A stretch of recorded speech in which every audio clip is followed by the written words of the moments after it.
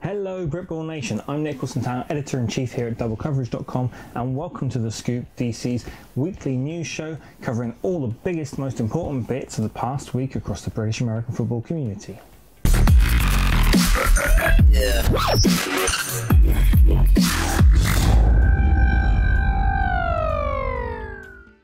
It's been a busy week across the Britball Nation with games aplenty, but in other news we've also got to look at the Uniball game, where we've seen a surprising number of coaches disappear during the off-season, including some big name coaches who we honestly didn't expect to be disappearing from the game anytime soon.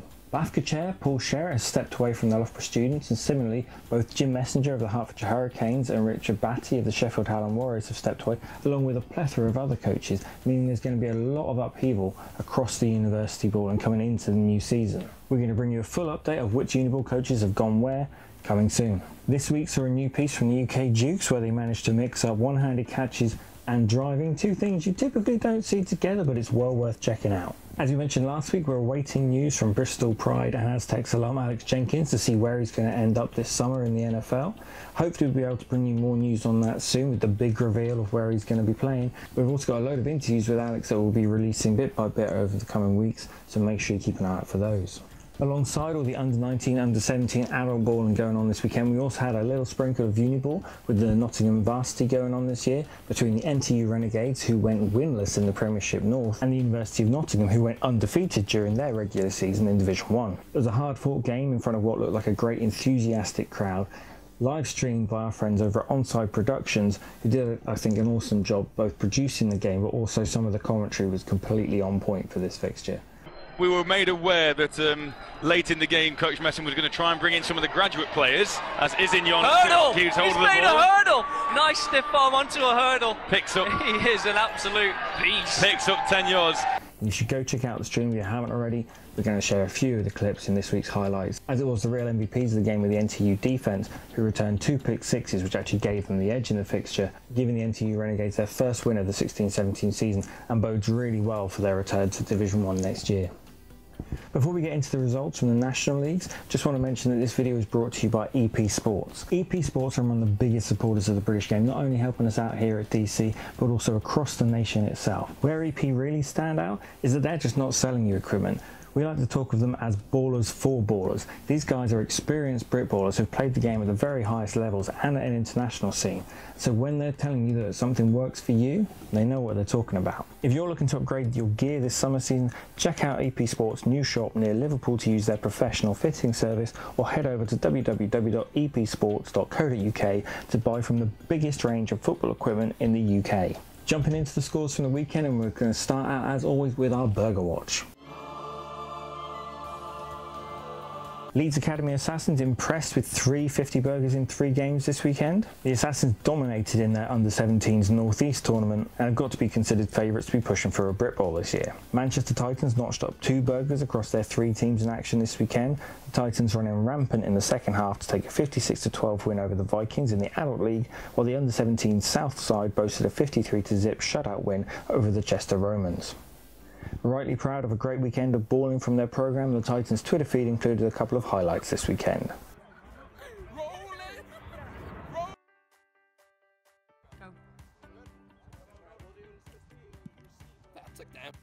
Back in the Adult League, in reverse of how their under-17s performed, the Chester Romans adult team notched up their 2nd burger of the year, once again over the Crewe Railroaders, and in the Premiership the Bury Saints got their first top-tier win and 50 burger of the year in a victory over the Farnham Knights. Only the one under-19 fixture this weekend, as the other one got pushed back, but it was definitely an important one, as the East Kilbride Pirates rallied in the second half to overcome a 13-0 deficit to take away a win against the Highland Wildcats. 2 of the top young teams in the country, this win is really important for the Pirates to make sure that they can top out that Northern Conference in the under-17 game and push for a repeat of their Britball appearance, or possibly even improve on it with a win. In the under-17 game, as we mentioned, the Assassins steamrolled their way through the North East tourney, while the Manchester Titans southern side took 3 wins away in the north, though they defeated the hosts, the Chorley Buccaneers, by only a single point, meaning the Northern Conference looked to be a hotly contested one this year, the Buccaneers, Tornadoes and Southern Titans standing out from the crowd early. Finally, the London Conference hosts, the London Blitz, kicked off what was a highly successful weekend of balling from the programme with 3 wins out of 3, including turning over the Hearts Cheetahs, who'd beaten them earlier in the year, and a narrow win against the London Warriors in a 38-34 shootout. This looks to be another hard-fought conference this season. Moving to the adult game, and obviously the game everyone wants to talk about is the Britball preview. No, not Blitzball preview, sorry Warrior Nation, especially Vernon, it was just a typo. Yes, it was a great game to kick off one of the biggest rivalries in Britball, as the two teams were deadlocked for the entire first half before Dwayne Watson broke the stalemate in the third quarter. Not long after, the Blitz scored back and crucially converted the 2 points to give them an albeit very brief lead. The ensuing kickoff was returned the length of the field, and it seemed like it just wasn't meant to be for the Blitz, though crucially the Warriors didn't get the point after, clock winding down and the Blitz finding pay dirt once again to give the home side the lead with less than 2 minutes on the clock. The Warriors made quick progress down the field, and with less than 20 seconds remaining, set up to try and steal back a victory with a field goal. But no good. The win represents a massive turnaround for a Blitz side that looked well off the pace of the Warriors at the end of last season, and a great sign for the British game that the top tier is still going to be hotly contested this summer.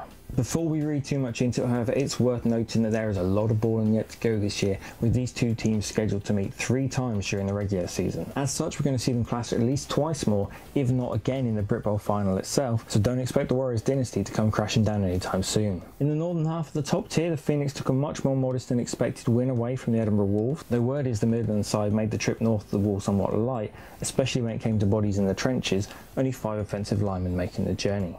Merseyside remain undefeated after shooting out to a big lead early against the Lancashire Wolverines, but having allowed the Wolverines back into the game in the second half, the Nighthawks are going to have to show a lot more resilience if they want to repeat their playoff performance from last season. Standout scorelines from Division 1 include obviously the Manchester Titans' big win over the Newcastle Vikings, but we also have to look at the Yorkshire Rams, whose season is steadily improving, while in the southern half of the tier the London Hornets evened out their season at 2-2 with a narrow 12-6 victory over the London Olympians. Down in Division 2, the Glasgow Tigers made the NFC 2 North look particularly confusing as they took a win over the previously undefeated Clyde Valley Blackhawks. This currently puts 3 of the 4 teams in that conference at a 2-1 record, meaning that even though the teams will play each other each 3 times this season, it's still going to be confusing as to who's going to end up on top in that conference. Otherwise, the bottom tier was rife with a number of fairly one-sided matchups. The Apache, both Storms of the Morecambe and Swindon variety, the Sharks, the Renegades, the Romans, the Bobcats and the Mavericks all coming away with fairly comfortable victories. In fact, surprisingly, one of the only close-fought games in the conference was the